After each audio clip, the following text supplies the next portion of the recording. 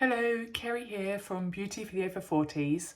So it's nighttime routine, and I'm going to show you a little tip that I've been using for years and years and years. So I've had eyelid surgery, upper and lower eyelid surgery 5 years ago. However, I have issues with my lower lids.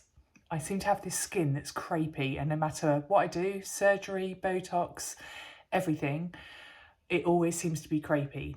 So every night I do something to my lower eyes that I don't know if it's the best thing to be doing, but it definitely helps reduce the sagginess under my eyes.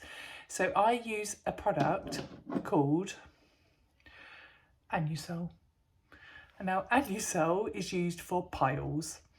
Now I learned somewhere years ago that if a product can reduce the size of a pile, it can reduce the size of an eye bag under your eyes.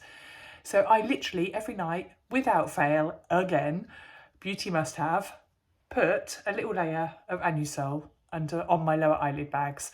So I'm going to show you again what I do. I literally just cleanse under my eyes.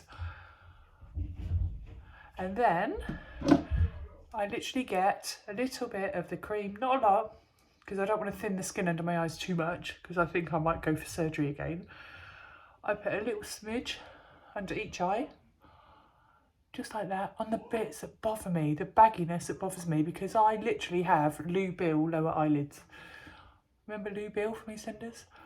So I just, don't get it in your eye, I just gently rub the Anusol, lovely name, under my eyes every night. Put my eyelash serum on, put my fake tan on, nighttime routine.